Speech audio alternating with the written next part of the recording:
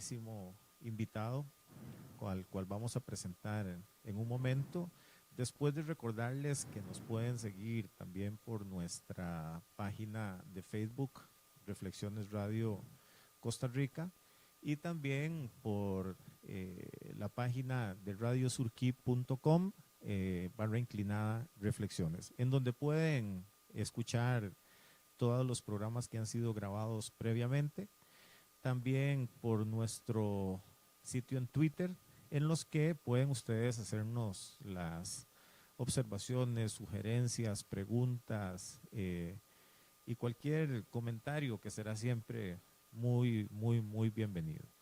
Les agradecemos de nuevo por su compañía en este programa, que ya estamos cumpliendo prácticamente nuestro programa número 14, si mal no recuerdo, siempre con la colaboración de Eric Sojo en los controles.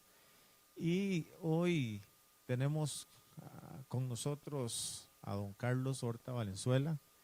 Don Carlos es un distinguidísimo académico de la Universidad Nacional, con quien vamos a conversar sobre un tema que es su especialidad y con el cual vamos a profundizar en él. Sin embargo, como es siempre nuestra costumbre, vamos a iniciar con una muy bonita canción. Así que adelante, Eric.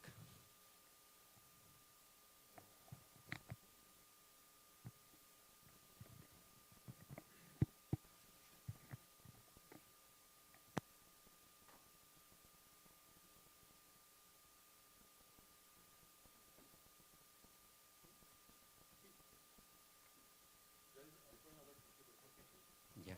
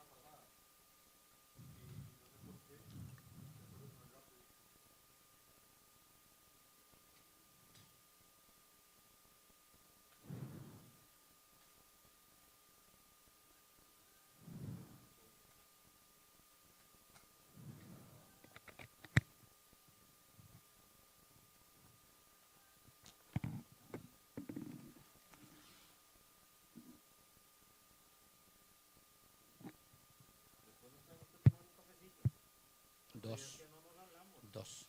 Fíjate que yo me quedé con un clavo. Un día yo estaba en la escuela conversando con alguien y tú estabas ahí.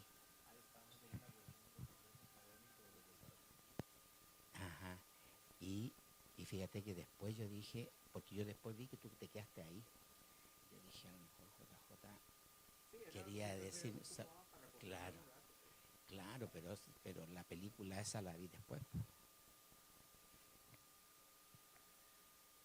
Seguimos con su programa Reflexiones Radio, y ahora sí vamos a conversar con nuestro invitado, don Carlos Horta Valenzuela, quien es, como les contaba, un distinguido académico de lo que se ha conocido siempre como el IESTRA. Entiendo que ahora es la Escuela de Administración. Exactamente. Pero para quienes conocemos la universidad desde hace muchos años, pues siempre se habló del IESTRA, inclusive en la memoria de muchos de nosotros todavía queda el IESTRA. Bienvenido, don Carlos, a su programa Reflexiones Radio. Esta es su casa y queremos conocer, para quienes tal vez ya lo escucharon hablar un poquito, dicen, este señor tiene un tono de voz un poco diferente. ¿Quién es don Carlos Horta? ¿Dónde nace don Carlos Horta? Bueno, primero, Juan José, muchas gracias por invitarme. Es verdaderamente un placer estar aquí contigo. Y un poco más arriba veo que está Leiner allá. ¿Ah? Ahí está en otra reunión. Sí. Agradecer de nuevo, ¿cierto?, la invitación. ¿Qué te puedo decir? Bueno, primero soy chileno. En el año 1970 ocurrió una elección donde salió elegido Salvador Allende.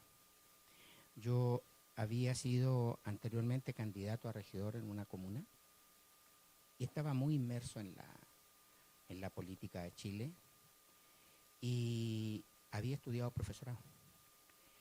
Y en el año 71, 72, sí, a comienzo del 72, por algunas situaciones más bien de donde yo tenía que asumir alguna responsabilidad, se me ubicó en un departamento que se llamaba Departamento de Educación Extraescolar, que trabajaba a nivel nacional en Chile.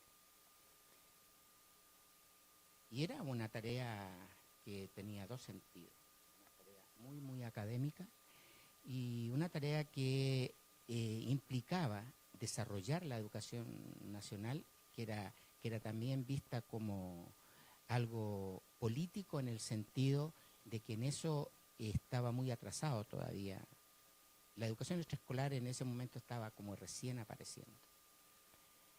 Estábamos en eso y se vino el golpe militar. Yo trabajaba en el Ministerio de Educación en ese momento y estaba justamente en el 9º piso, que era el piso donde funcionaba la Subsecretaría de Educación, como se llama en Chile. Supimos del golpe militar muy temprano y había una orden de partido, que si eso ocurría, ¿cierto?, entonces uno sabía dónde, en el lugar que tenía que estar. Y uno, como militante distinto a los militantes actuales, ¿cierto?, era muy disciplinado y por supuesto que yo fui al lugar que se me había asignado. Y en ese momento, digamos, usted dice, nosotros teníamos instrucciones de que si eso ocurría, teníamos que hacer tal cosa. ¿Se venía hablando sobre el tema del golpe? Bueno, del tema del golpe se habló desde el primer momento, o sea, incluso estuvo antes que asumiera Salvador Allende, el primer intento que se hizo para que Allende no asumiera fue precisamente el asesinato del comandante en jefe del ejército. No.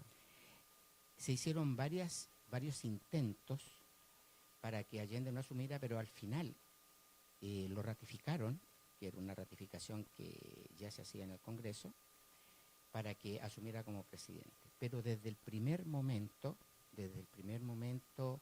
ya se sabía que un gobierno como el de Allende no era bien visto. Hay que recordar que en esa época fue una época en que prácticamente todos los países latinoamericanos, o de Sudamérica por lo menos, ¿cierto?, si no ya le había tocado un golpe militar, Ajá. ¿cierto?, Estaba en ciernes. Sí. De hecho, ¿cierto?, hay cuestiones que son importantes recordar. Por ejemplo, los militares chilenos se preparaban en la Escuela de las Américas, por ejemplo, en Panamá, en Estados Unidos, ¿cierto?, pensando siempre en que la reserva que había frente a lo que eran estos movimientos mal llamados revolucionarios, en muchos sentidos, en ese instante, siempre se pensó en Chile que podía venir un golpe de Estado. Incluso el mismo presidente Allende, desde el comienzo, decía, es que nos van a dar un golpe de Estado, nos van a dar un golpe de Estado. Pero esto como los cuentos del lobo, que venía y al final nada pasaba.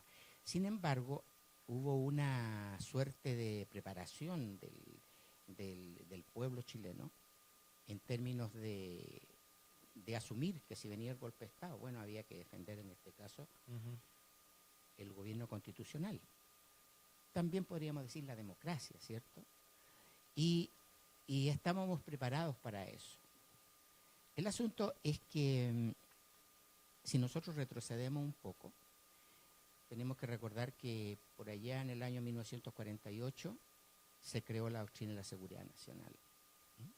Y esto evidentemente que preparó a los ejércitos, incluso cuando digo preparó, los preparó incluso para todo lo que posteriormente significó los golpes de Estado en términos de represión, de tortura, ¿cierto? Y todo eso. Entonces, ellos estaban preparados. Nosotros de alguna manera teníamos una imagen del ejército chileno que impedía que nosotros pensáramos que ese ejército chileno tan querido por el pueblo chileno, referente en muchas cosas, ¿cierto?, pudiese dar un golpe de Estado. Ahora, a todo esto, don Carlos, usted me dice, es que yo estoy aquí ahorita haciendo números y usted me dice, bueno, yo tenía puesto para ser regidor, estaba trabajando en la educación extraescolar en 1972, me dice. Pero yo lo veo y me parece que estaba usted muy joven cuando estaba trabajando en esos puestos. Sí, efectivamente, era tan joven y tenía que visitar, digamos, todas las oficinas de educación extraescolar del país. Entonces, como me veía muy joven, entonces opté por dejarme bigotes para verme un poco mayor. ¿Y entonces qué edad tenía más o menos para esa época? Para esa época tenía unos 23 años, yo creo. Estaba muy, muy joven. Sí. ¿Y cómo era su Chile natal? Vamos a ver, ¿en qué región de Chile nació usted? Yo nací como a 100 kilómetros de Santiago, o sea, muy cerca de Santiago. Y mi familia, mis padres, no sé, debo haber tenido unos 6 meses cuando ya se fueron directamente a Santiago, que era relativamente muy cerca. ¿Y cómo era su Chile natal en aquel momento? Pues no fue no sé si era tan convulso como 20, 22 años después, o ¿cómo fue? Bueno, el Chile fue convulso siempre.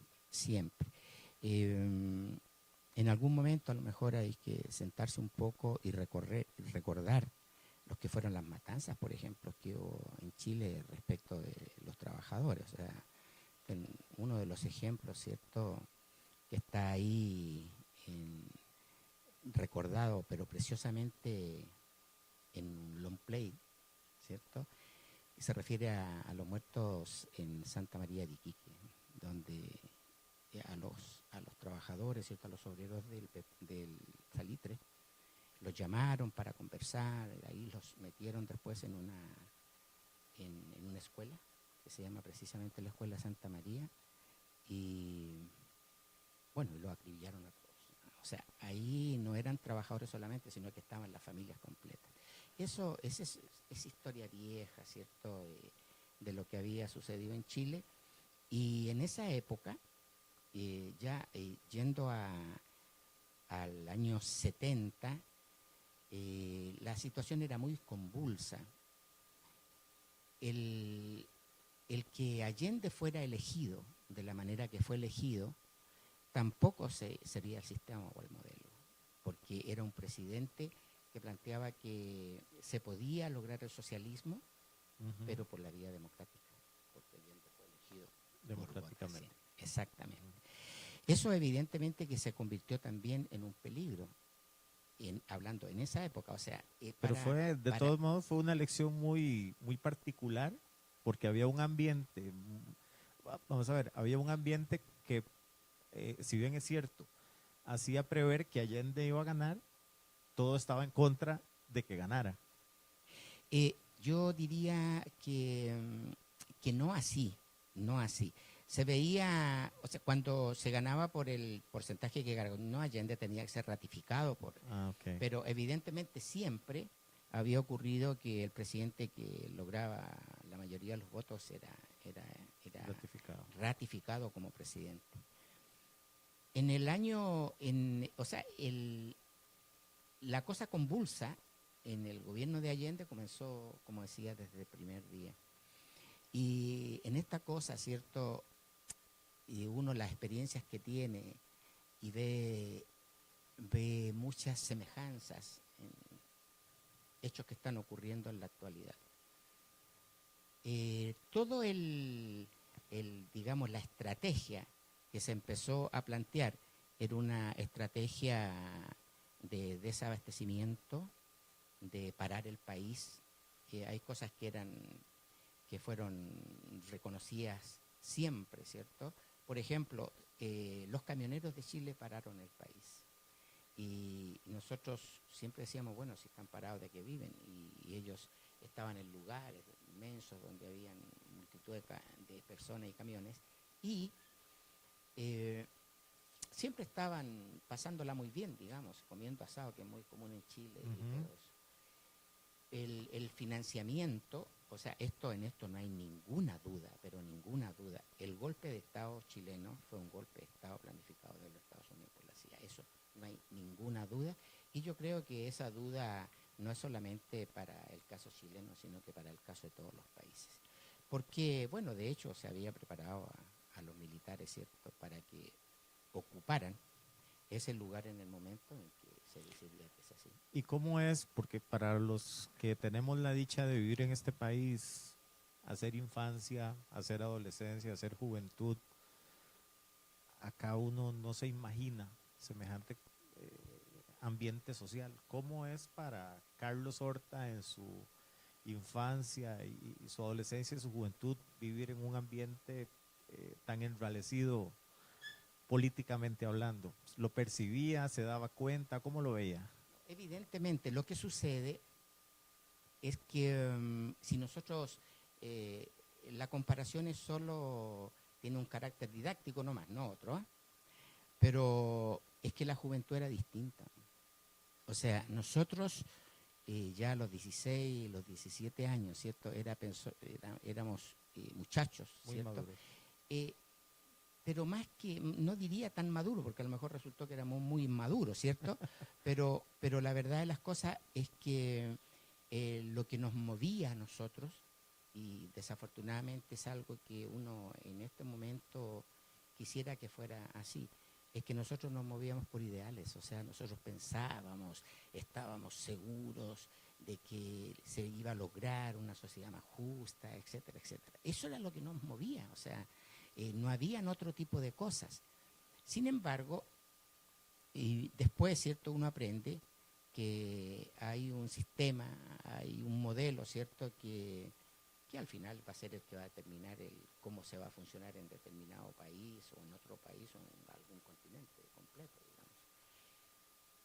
Y que esos ideales, voy a contar algo que es muy particular. El 11 de septiembre, yo estando ahí en el Ministerio de Educación, nos detuvieron ahí. De ahí nos llevaron a un regimiento. Ahí estábamos toda la gente del Ministerio de Educación, mujeres y hombres. Y resulta que en ese contexto uno se da cuenta las diferencias que habían. Después conversábamos nosotros, con los compañeros conversábamos. ¿Cuál era la diferencia que existía entre nosotros y los otros? Esos a que nos teníamos que en algún momento haber enfrentado, porque los famosos enfrentamientos que hubo, ¿cierto?, fueron casuales, puntuales. No hubo un pueblo entero que se levantó, digamos, pongamos un ejemplo, Nicaragua, ¿cierto?, que para pelear. No, eso no ocurrió. Ese enfrentamiento no hubo. Y sin embargo, toda esa situación que ocurrió nos permitió a nosotros darnos cuenta de la diferencia.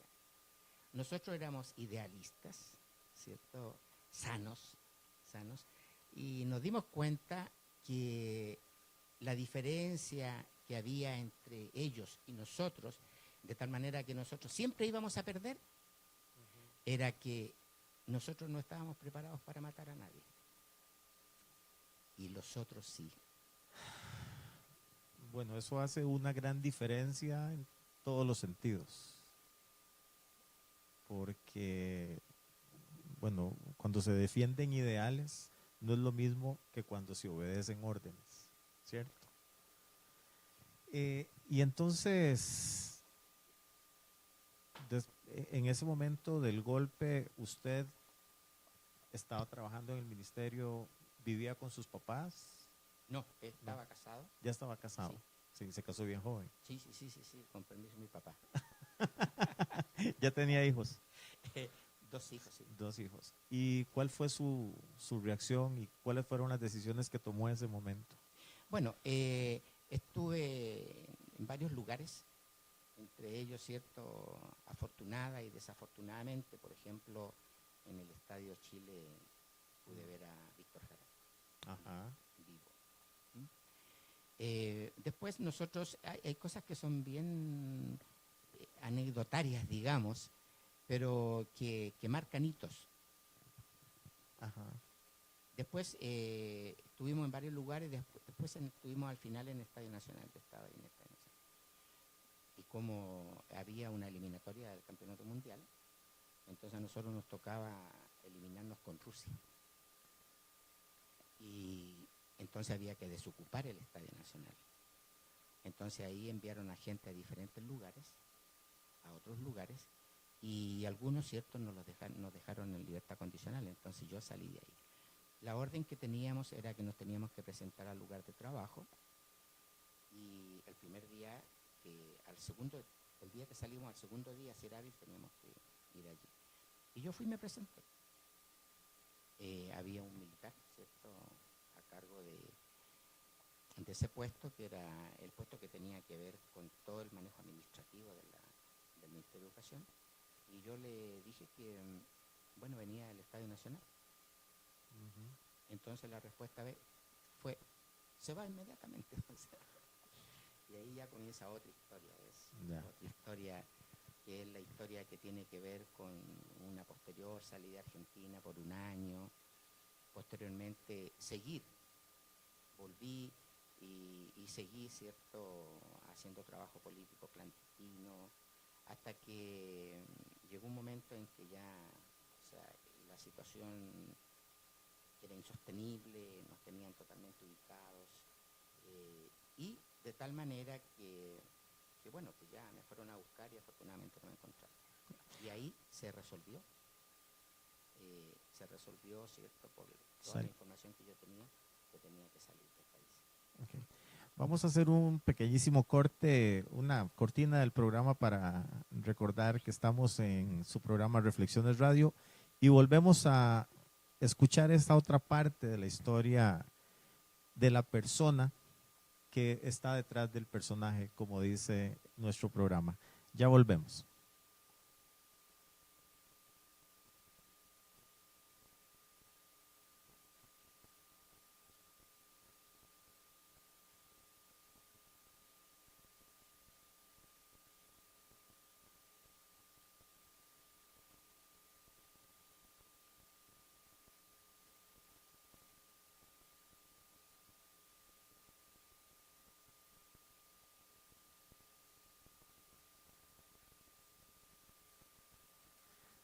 Seguimos en su programa Reflexiones Radio, hoy con don Carlos Horta Valenzuela, quien nos está contando parte de su historia para quienes trabajamos en la Universidad Nacional. Yo llegué muy joven, muy joven para la universidad, apenas tenía 15 años cuando yo llegué a la universidad, era una quinceañera, como digo yo. Me enamoré de la quinceañera y resulta que en la quinceañera trabajaban muchos profesores chilenos. Y yo averiguando, dicen, es que estos salieron después del golpe. Y tal vez uno un poco imberbe, que no estaba muy familiarizado con el conflicto chileno, decía, salieron con el conflicto. Pero pocas veces tiene uno la oportunidad de conversar con alguien que lo vivió, que lo sufrió, y que bueno, por esas cosas del destino hoy nos precia con compartir esta tierra con nosotros. Pero me decía usted, don Carlos, que pasó un año en Argentina, que regresó, que siguió haciendo actividades clandestinas, lo identificaron, la cosa se volvió insostenible y tuvo que salir.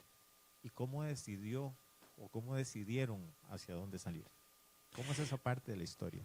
Esa parte de la historia es lo primero que se decidió. Estas decisiones en esas épocas se definían en el partido político en el cual uno militaba, ¿cierto? No sé si en todos, pero por lo menos en el Partido Socialista era así. Y cuando ya nos dimos cuenta que ya estábamos totalmente rodeados, que en cualquier momento nos iban a allanar, y así fue efectivamente. Entonces tomó la decisión de, bueno, de hecho llegó la policía, ¿cierto?, secreta, al lugar donde trabajo, donde yo estaba, y ahí me escapé por 15 minutos, porque si no estaría en otro lado seguramente. Entonces, ya ahí entra uno al ámbito de que el partido decide qué se hace. Y se tomó la decisión de que tenían que asilarme, que ese era el instrumento, digamos, que se podía utilizar. Hay una anécdota muy simpática en esto también, ¿eh? Claro, Que por tiene que favor. ver con el ser costarricense. Pues yo feliz de que me la cuente. Estuve en la embajada como 20 días, desde el día del asilo. Y el primer día, cuando se resolvió que, cuando me avisaron a mí el día anterior que yo viajaba a Costa Rica, yo venía a Costa Rica de paso, o sea, no venía a quedarme a Costa Rica. Salía y iba a Alemania. Y ese es el acuerdo que llegó, en este caso, y lo tengo que decir porque es una obligación decirlo, ¿eh? El embajador y el cónsul de Chile, de Costa Rica, hicieron un trabajo fantástico para poder sacarme del país. ¿Y quién era en ese momento? Don Manuel Hernández. Pregúntame por el otro cónsul. ¿Quién era? Don José Antonio Lobos. Don José Antonio Lobo. Jovencito. Ajá. Y entonces la situación interna fue muy, muy pesada. La policía trataba de ingresar, en algunos casos lo lograron, muchas veces lo intentaron, ¿cierto? Pero al final salimos de ahí, salí no como asilado, sino que como una suerte de expulsado, no, sin pasaporte, sin nada. Y el día del asilo, evidentemente que tenía instrucciones precisas de cómo actuar. Entonces ingresé a la oficina, ¿cierto?, de la embajada, y ahí estaba la recepcionista, la secretaria.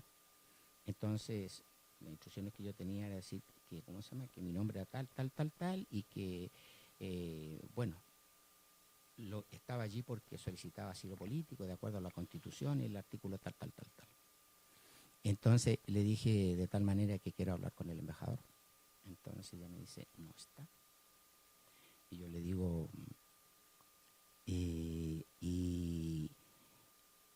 quién es la persona de más alto rango que hay en este momento? Entonces ella me dice, yo. Entonces yo le digo, bueno, formalmente entonces solicito asilo político. Y me dice, y no puede volver después porque ellos no están.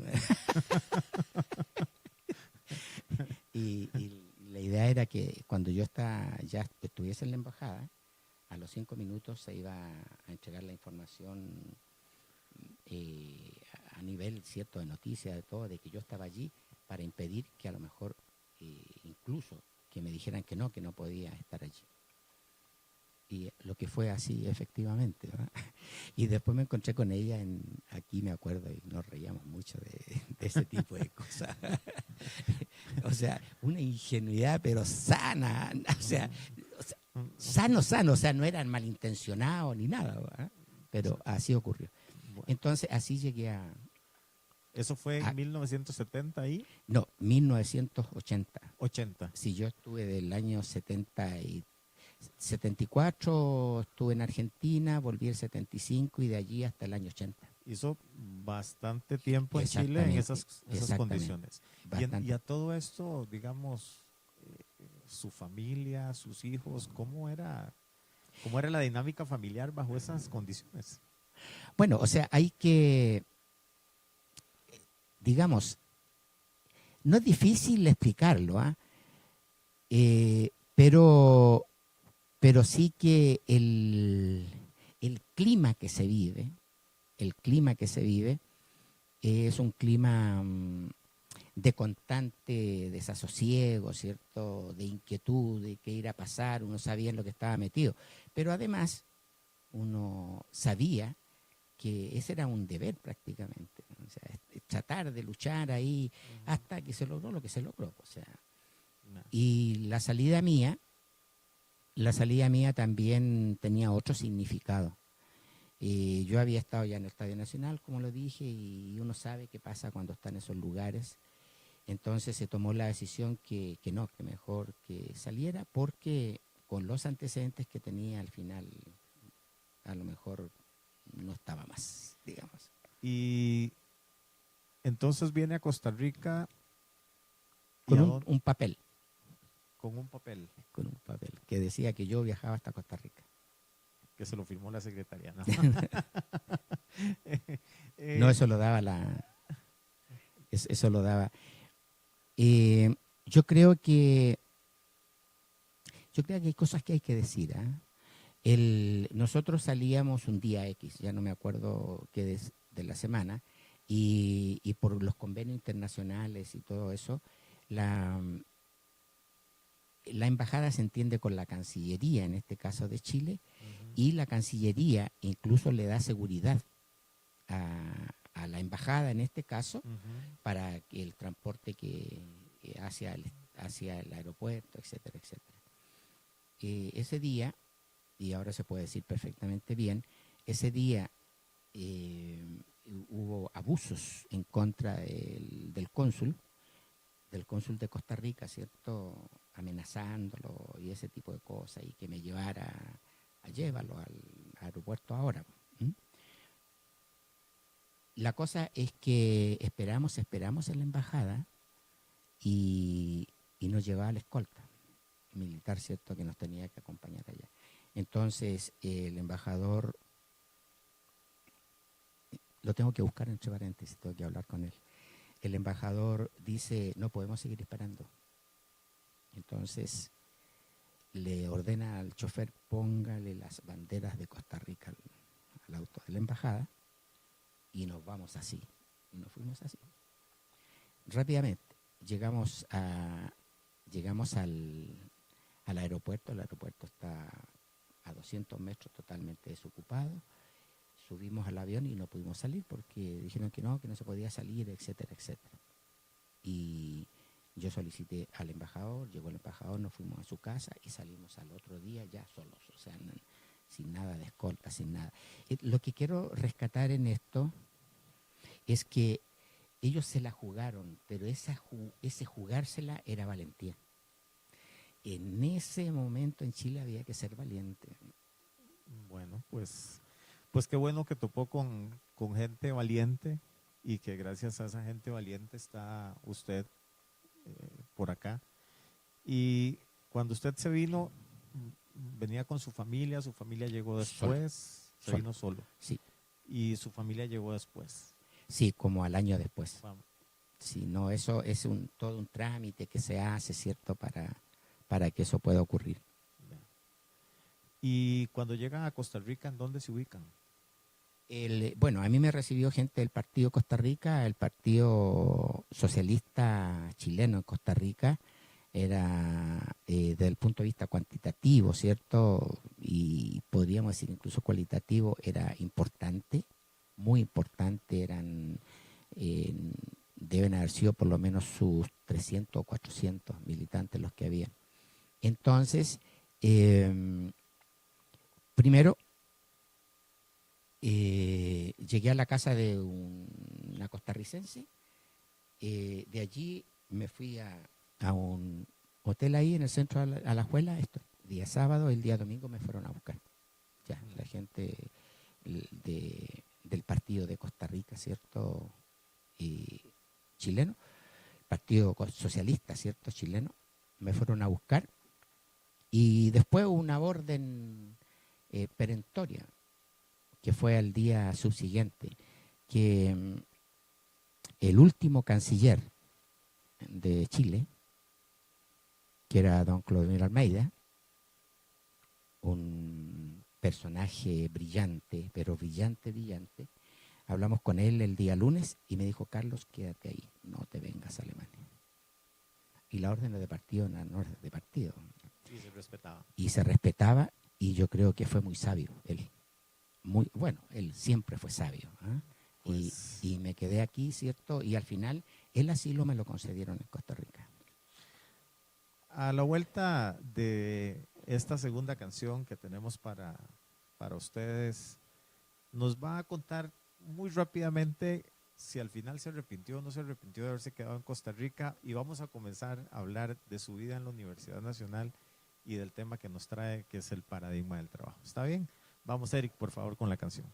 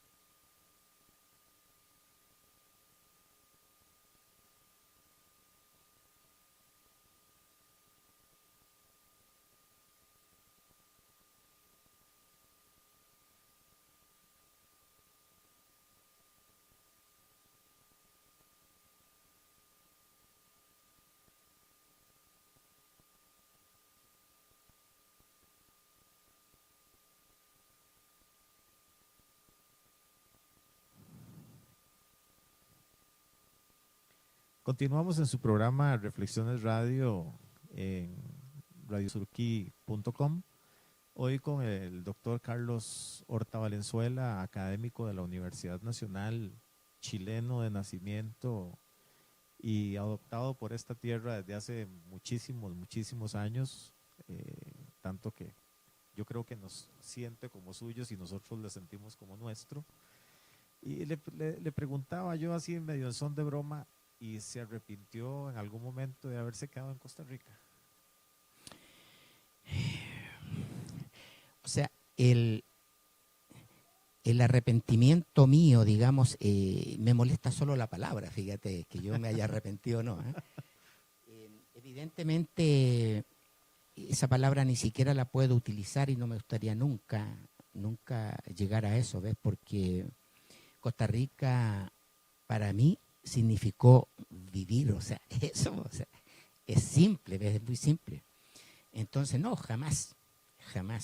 Y yo creo que don Clodomiro Almeida no se equivocó en el hecho de que él tomara la decisión de que me quedara aquí. Yo después lo vi en Managua, estuvimos ahí en un evento internacional y conversábamos sobre el tema, ¿ves? Pero es que Costa Rica, yo he pasado más de la mitad de mi vida en Costa Rica, ¿ves? Y jamás, o sea, jamás arrepentirme de estar aquí, o sea, eso es lo único que yo creo que nunca podría decir, ¿ves? Yo lo único que tengo hacia Costa Rica es agradecimiento. Y tú, ¿cierto? Y otra gente que me conoce en mí, en las actitudes, los comportamientos que yo tengo, son el resultado de querer hacer, agregar a lo mejor dentro de mis posibilidades algo que haga que este país sea mejor, ¿ves? O sea, esa es toda mi tarea, porque eso es lo que yo debo. Es mi deuda permanente, ¿ves? De cómo se llama, de ver cómo, cierto, yo devuelvo esto. ¿Mm? Y precisamente, imagino que eso es lo que lo trae a trabajar en la Universidad Nacional. Me imagino que cuando comenzó a trabajar, ¿en qué año comenzó a trabajar en la UNA? En el año 94, yo creo. En el año 94. Estaba cumpliendo la universidad cerca de 20 años. Claro. ¿Y qué lo atrae a trabajar a la Universidad Nacional? ¿Y qué le llama la atención de una Universidad Nacional que todavía en aquella época era como un colegio muy grande? Claro. Lo primero que debo decir es que cuando se planteaba que tú salías del país, había una obligación. Y la obligación era, desde el punto de vista académico, llegar mejor que como cuando tú saliste, ¿ves? Y esa era una obligación, ¿ves? Entonces, yo cuando llegué a este país, al año siguiente, subsiguiente, comencé a estudiar en la universidad. Y por un trabajo que yo había hecho anteriormente, comencé a trabajar con ACNUR, con los refugiados centroamericanos. Ajá. Que fue una experiencia fabulosa en el sentido de aportar a eso, ¿ves? A gente que llegaba aquí sin ninguna expectativa de nada, y de alguna manera el hecho de colaborar para que ellos se formaran no solamente la expectativa, sino que lograran cosas, yo te digo, para mí fue muy gratificante, y en eso estuve trabajando muchos años hasta, por lo menos estuve trabajando hasta el año 90 y algo. Posteriormente, cierto, implementé un instituto parauniversitario, y en él estuve trabajando varios años. Sin embargo, hubo algunas situaciones ahí que no me dejaban conforme en términos de lo que yo quería verdaderamente hacer. O sea, yo soy profesor, pero soy profesor porque quise, ¿cierto? No. Y porque lo fundamental es, era, ¿cierto?, estar en un aula. Entonces, a la primera oportunidad que me dieron, cerré el boliche que tenía, ¿cierto? Y me vine a trabajar a la universidad. ¿Ves? No. Eso es porque es una decisión que era propio de lo que yo quería hacer. Y siempre ligado al tema de la administración. Siempre. Y bueno, entonces usted viene al IESTRA, a lo que en aquel momento era IESTRA. El IESTRA. Exactamente. ¿Cuándo fue que cambió de nombre a Escuela de Administración? Recientemente. Sí, es reciente, hace como 6 años. Como 6 años, sí. Pero para los que somos un poquito más viejos de conocer la universidad, el IESTRA, todavía se menciona el IESTRA. Uno que no piensa en la Escuela de Administración, piensa en el IESTRA. ¿Cómo es el ambiente que lo recibe? Tal vez así muy rápidamente, ¿cómo es el ambiente que lo recibe? ¿Se siente cómodo? ¿Se siente acogido? ¿Siente que valió la pena tomar la decisión de venirse para la universidad a hacer lo que a usted le apasiona, que es la educación? Por supuesto, o sea, yo creo que encontré definitivamente lo que yo quería hacer y dónde quería estar, digamos. Para mí era la realización, ¿ves? Yo me siento realizado en el aula, y lo hago incluso más. Cuando yo tomé la decisión de hacer mi doctorado, lo hice en función de que quería ser mejor profesor. O sea, para eso era mi doctorado, para ser un mejor profesor, ¿ves?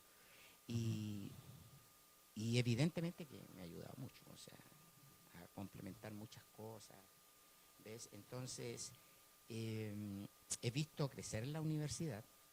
Cuando yo llegué aquí, estuve trabajando como 6 meses en la universidad, en el año 80. Y la universidad estaba en toda Heredia. Sí, estaba desperdigada por toda Heredia, que tampoco era tan grande. Y que tampoco era tan grande. Tampoco era tan grande. Pero con eso quiero decir que conozco la universidad desde esa época, ¿ves? Ajá. Desde esa época. Y evidentemente que tiene que ver un poco con algo que dejamos atrás, ¿ves? Y que es muy importante. ¿Qué pasa con la gente exiliada, digamos, y de cualquier parte, ¿ves? ¿Qué pasa con la gente exiliada y que está tantos años en un país? Que tú ya no sabes, ¿cierto?, si eres de aquí, si eres de allá. Entonces, en esa decisión, afortunadamente, la tecnología ha jugado un papel importantísimo, porque es cuestión de tener plata para comprar un pasaje, irse para Chile, ¿cierto?, y estar un mes allá, ¿cierto?, y venirse, y eso se soluciona, ¿ves? Pero al comienzo era muy difícil. Era muy difícil. O sea, si tú me dices, ¿y usted se siente de allá o se siente de aquí? Cuando estoy allá, ¿cierto?, me hace falta todo lo de aquí. Bueno, esa es una bonita, es un bonito testimonio porque yo creo que podría uno cantar como Alberto Cortés, que no soy de aquí ni soy de allá, pero en realidad siempre sentimos donde dejamos el ombligo, pero también sentimos en donde hacemos la vida, porque tal vez a lo interno, yo nací en Turrialba, pero ahora vivo en Heredia, y cuando Claro. estoy en Turrialba extraño Heredia, y cuando estoy en Heredia igual extraño Turrialba. Si me está pasando eso dentro de mi propio país, ¿cómo es cuando estamos hablando de Chile y Costa Rica y todo lo que eso significa? Pero bueno, usted tocó el tema del doctorado, de que usted hizo un doctorado porque quería ser mejor persona. Y resulta que el tema del doctorado tiene que ver con el paradigma del trabajo. ¿Qué es eso, el paradigma del trabajo?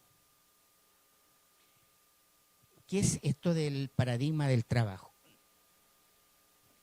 Si, entre paréntesis, el doctorado que yo hice, ¿cierto?, fue un reconocimiento que me hace el gobierno chileno, ¿cierto?, y me da una beca para que yo pueda estudiar en Chile ese doctorado. Okay.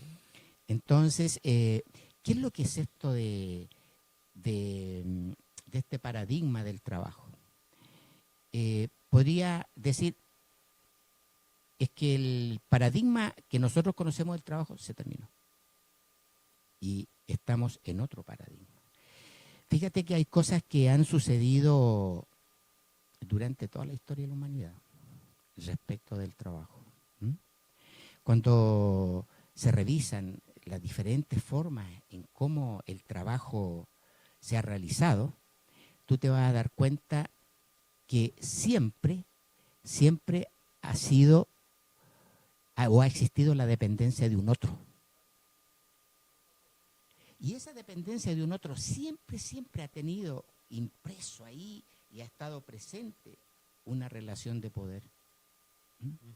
Esa relación de poder, yo te digo, además, y este es el tema de mi tesis, además ha sido consolidado por las denominaciones que se le da a quienes realizan el trabajo.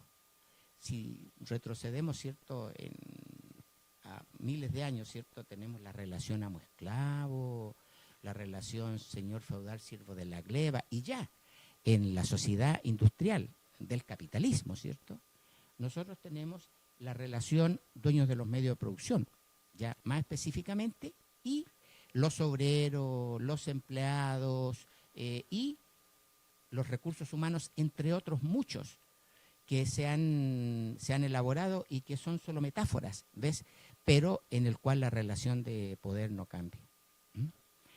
Ahora, ¿qué es lo que ha sucedido cuando tú te ubicas que a partir de la década de los 40, mediados de los 40, se produce esta revolución de la ciencia y la tecnología, que hace que el planeta, el mundo cambie totalmente? ¿Cuál es la característica que existe anteriormente respecto del trabajo? Que es físico. Ajá. Es la fuerza física. Entonces, en el último periodo, ¿cierto?, ya del capitalismo, se te compra esa fuerza física, pero se te compra en la medida que tú también eres dependiente de ese otro, o sea, tú vendes tu fuerza de trabajo. En el año 1936, Franklin Delano Roosevelt, en un discurso que está haciendo a una multitud de gente desempleada, como consecuencia de la crisis del año 29, él dice: no obstante todo lo que ha pasado, nosotros tenemos todavía los recursos naturales, los recursos materiales y los recursos humanos. En ese sentido, con este término recursos humanos, cuestión que no está fuera del consciente colectivo, yo te digo, la gente cuando se habla de recursos humanos no asume que es un recurso.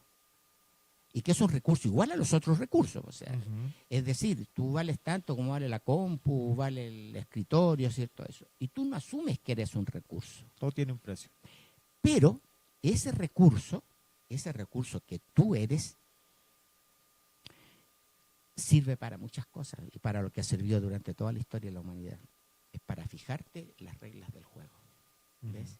Y tú sigues siendo recurso. Fíjate que una anécdota, aquí en determinado momento yo entrevisto a un señor decano y le digo si él considera que es un recurso humano. Y me dice, sí, claro. Y yo le digo, ¿y a usted le gusta ser un recurso humano entonces? Sí, me dice, a mí me gusta ser. Y yo le explico. Y me dice, es que nunca lo había visto desde esa perspectiva. ¿Eh? Entonces, ¿qué es lo que ocurre? Que este poder, ¿cierto? Refirámonos al último, a los dueños de los medios de producción, que son los que te fijan las reglas del juego, que digamos, el poder está también en términos de que tú tienes que ir a ese lugar, ¿cierto? Donde a ti, donde estás obligado a ir para poder realizar el trabajo, que llamémosle fábricas de alguna manera. Eso, evidentemente que marcó de manera profunda, ¿cierto?, las relaciones de trabajo, y que además de eso, ¿cierto?, fueron a partir del 1900 con Taylor, Fayol y los otros, ¿cierto?, que se fueron fortalecidos tanto con las teorías administrativas como con las legislaciones que se existieron, o sea, que se inventaron, digamos.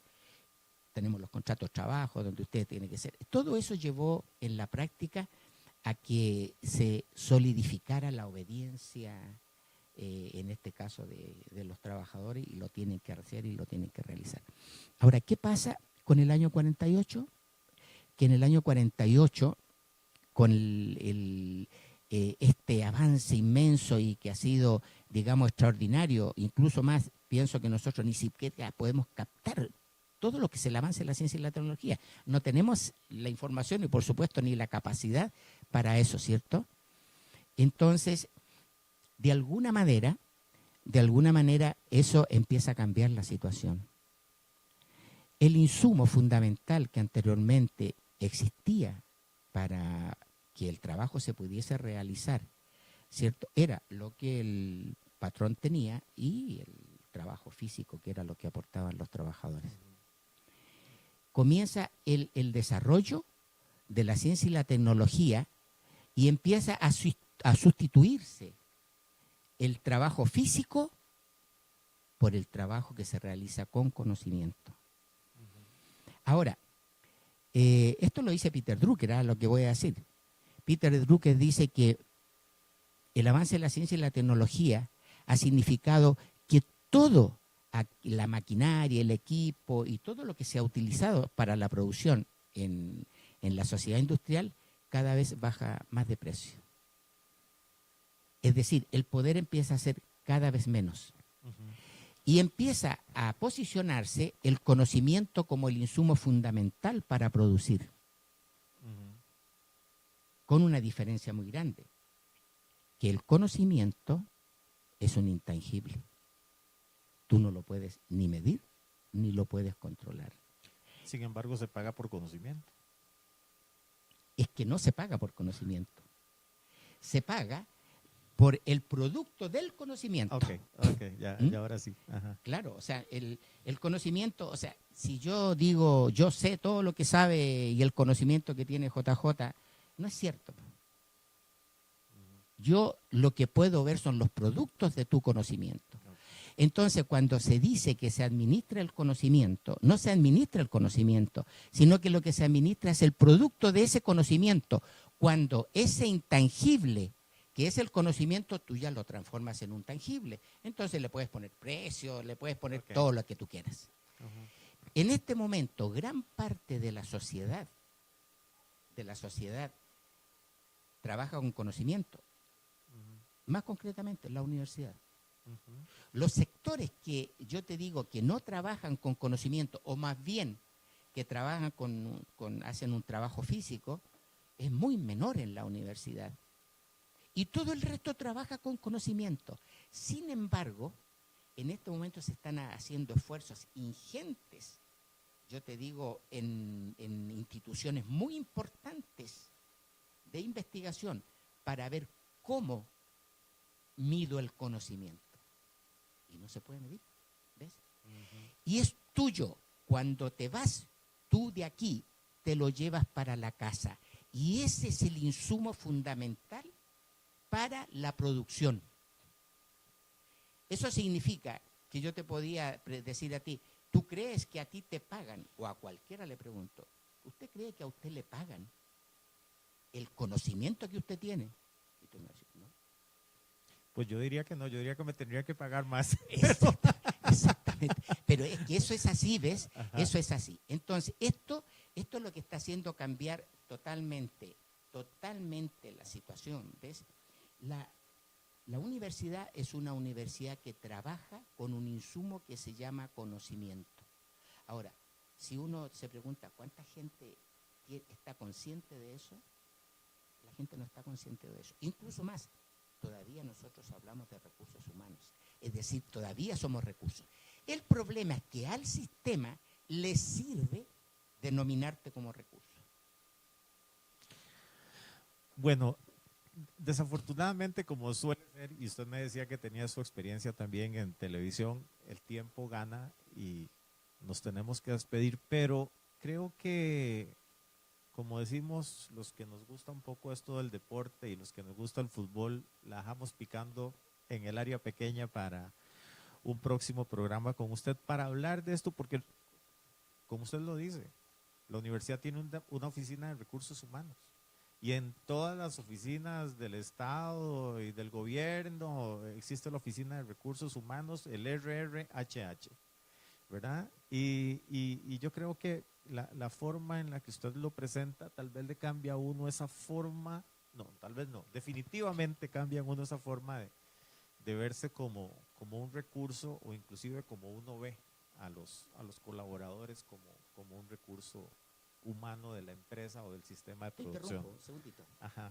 Colaborador, en la dependencia que yo te hablo, que existe todo el tiempo, Sí. tú ya no, o sea, tú no haces el trabajo, tú colaboras con el que hace el trabajo. Ajá. Pero nadie lo ve así. Ok. Bueno, don Carlos, agradecerle muchísimo por su tiempo, por compartir con nosotros y con los oyentes de Reflexiones Radio. A nombre del doctor Leiner Vargas, coproductor de este espacio, del mío propio, más allá de la amistad que nos une y de lo bien que nos llevamos cuando nos tomamos un café, agradecerle muchísimo por su presencia, por conocer esa otra parte de don Carlos, más allá del académico que trabaja en la Escuela de Administración de la Universidad Nacional. Y queda abierta la invitación para una próxima oportunidad para conocer más sobre proyectos para llevar este conocimiento que se está generando, hablando del conocimiento y de la forma de transmitir el conocimiento y de cómo permea esto tanto dentro de la universidad como en otros ámbitos de la sociedad. Así que le agradezco muchísimo por su presencia acá y queda invitado para una próxima ocasión. Y agradecerle a Eric en los controles una vez más. Y quedamos con una canción muy a propósito de la parte inicial del programa. Una canción de Sting, precisamente cantada en vivo en Chile. Creo que es del el Estadio de Santiago. Estadio Nacional. El Estadio Nacional de Santiago, Ellas danzan solas. Pónganle atención a la letra y creo que la piel se les va a erizar. Que estén muy bien y nos escuchamos la próxima semana, si Dios lo permite. Hasta pronto.